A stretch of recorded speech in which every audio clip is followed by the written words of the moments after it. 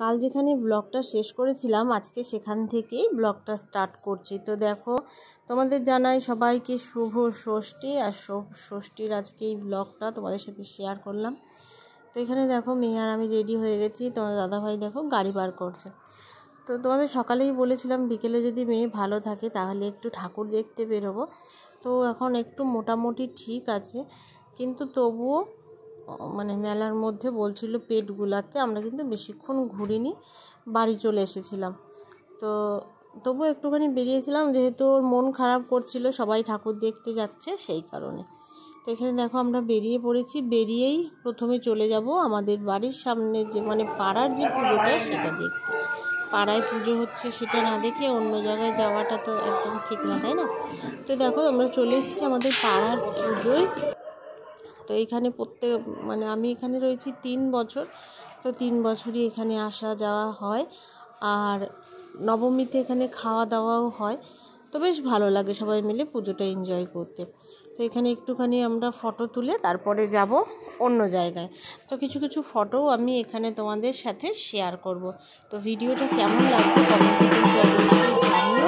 আর যারা আমার চ্যানেলটাকে নতুন দেখছো তারা কিন্তু চ্যানেলটাকে সাবস্ক্রাইব করতে ভুলো না। তো ভিডিওটা সম্পূর্ণ দেখতে থাকো।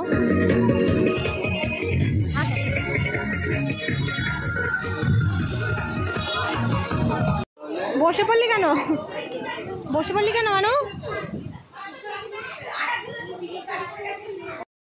এখানে তোমরা দেখতেই পাচ্ছ মন কিন্তু এসে আর একটা মণ্ডপে দেখো বসে পড়েছে, কারণ ওর মনে হয় তখন থেকেই শরীরটা খারাপ লাগছিল, কিন্তু কিছু বলছিল না যেহেতু, তাহলে হয়তো আর ঘুরতে যেতাম না। তো সেই কারণেও কিছু বলছিল না, তো ওই জন্য চুপ করে বসে পড়েছে।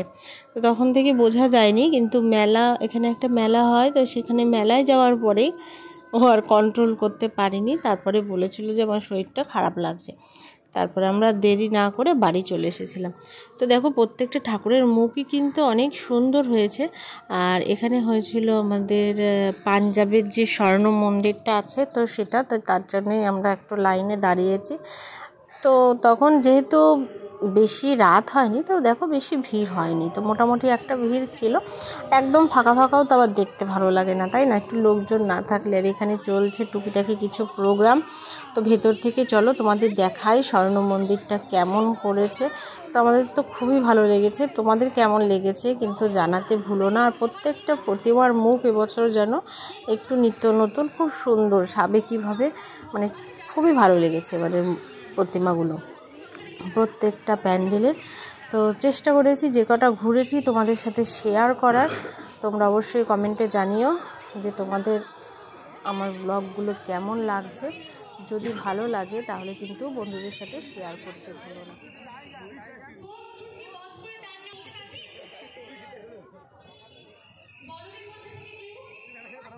ছোট থেকেই বলো সকলেই সুস্বাস্থ্যের অধিকারী সকলেই। তাই স্বাস্থ্য যদি ভালো হয় কোনো কাজই এখানটা দাঁড়া তুই দাঁড়া। হ্যাঁ, আমার বেশি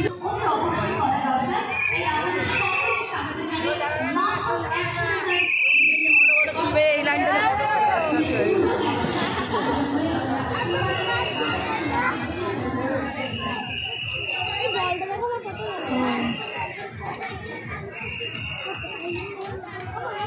হ্যাঁ কাপড়ে গেছে। দেখ একটু সামনে থেকে বাবার মাথার উপর লাইট জ্বলে যাচ্ছে।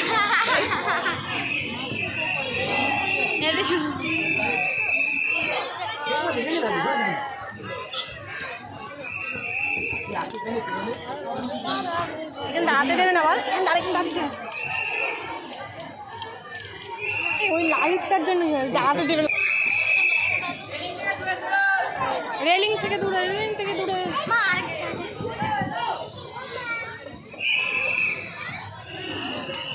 আমরা কত দুঃসাহসী আমরা। এই যে ফটো তুলে নিচ্ছি পুক করে।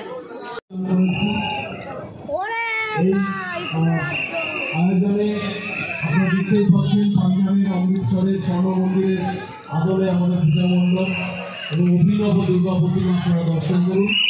এবং আমাদের পুজো কমিটির পক্ষ থেকে